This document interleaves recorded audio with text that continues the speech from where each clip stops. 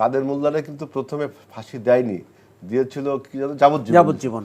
তারপরে আপনি এটা মব ভায়োলেন্স করলেন, এটা কি মব জাস্টিস বলবো না মব ভায়োলেন্স বলবো, গণজাগরণ মঞ্চ করার পরে বিচারক তার রায় চেঞ্জ করলেন।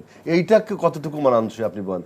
বিচারক রায় দিয়েছে, এরপরে আপনার রাজপথে যখন মব ভায়োলেন্স হলো তখন উনি আবার তার জাস্টিস চেঞ্জ করলেন। এইটা আমি তো বলবো ভীষণ প্রশ্নবোধক। আমি সেটাই বলছি। শুধু বিচারের রায় পাল্টানো হলো তা না, কিন্তু যেইভাবে শাহবাগ আন্দোলনকে জমানো হলো, যেভাবে গভর্নমেন্ট স্পন্সর্ড বিরিয়ানি স্পন্সর্ড আন্দোলন হলো, পুরো জিনিসটা কিন্তু আমাদের দেখেন, আমি রাজনীতি বিজ্ঞানের ছাত্র, আমার কাছে অভাবনীয় মনে হয়েছে। আমি ওনার কথার পরিপ্রেক্ষিতেই বলবো যে উনি একটা কথা বলেন বিচারহীনতার সংস্কৃতি থেকে বের হতে হবে। আর আরেকটা যদি বলি যে এই যে মামলা পাল্টা মামলা, একটা রিজিম চেঞ্জ হলে তখন আমরা বুঝতে পারি যে আগে ভুল হয়েছিল।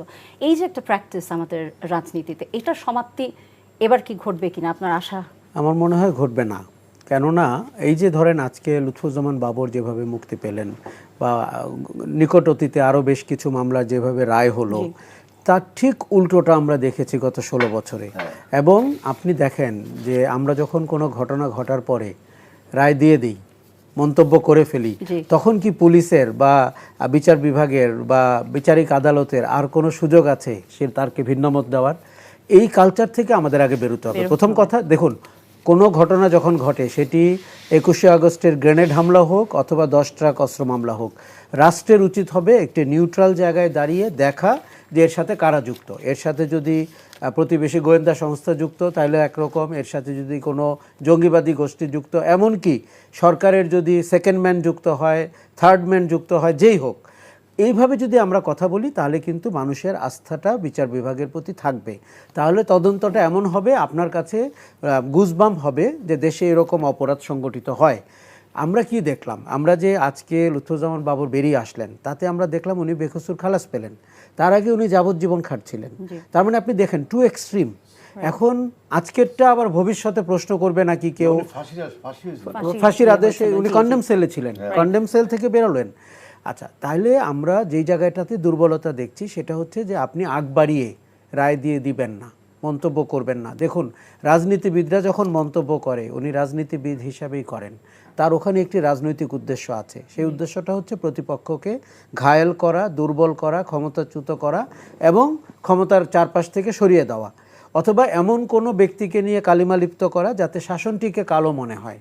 এই তো, আমরা যেন বিচারের নামে এটি হতে না দেখি, আমরা যেন তদন্ত হতে দেখি, আমরা যেন যারা দোষী সঠিকভাবে তাদেরকে দোষী সাব্যস্ত হতে দেখি। কাজেই এই কন্টিনিউয়েশন আগামীতে কোন দিকে যাবে, এটির খুব ভালো হতো যদি আমি আপনার প্রশ্নের উত্তরে না বলতে পারতাম যে এটি আর আগাবে না, আজকেই শেষ। কিন্তু আমার মনে হয় আমাদের ভেতর থেকে যদি এই কালচারটি থেকে আমরা বেরোতে না পারি, আগামীতেও আপনি হয়তো এরকম ঘটনা দেখবেন। দেখুন, আমাদের এখানে সাগর রুনি হত্যা কি করলেন শাসক দলটি, এটি তো আর বিএনপির সাথে সংশ্লিষ্ট না, কিন্তু একজন সাংবাদিক দম্পতি, তার কি তার ছেলে কি তাদের বিচার পেল? দেশের লোকরা কি তার বিচার পেল? আমাদের কমিউনিটি কি তার বিচার পেল? পেল না। অদ্ভুত সব নাটক সাজানো হলো। কোনো দিন ব্যবসায়ী গোষ্ঠী জড়িত, মিডিয়ার কেউ জড়িত, অন্য সাংবাদিক দম্পতি জড়িত কিনা আই ডাউট। এটা রাষ্ট্রের যে চেহারাটা আপনার কাছে আনে, সেটি হচ্ছে যে মুখ চিনে চিনে এখানে বিচার হয়। আপনি জনগণ সবাই একই আইনের আওতায় নেই। আপনি শাসক দলের সাথে থাকলে একরকম, আপনি তার ভিন্ন মতের মানুষ হলে তো আপনার অবস্থাই নেই। আপনি খুব ভাগ্যবান যদি আপনি আইনগতভাবে জেলেও যান।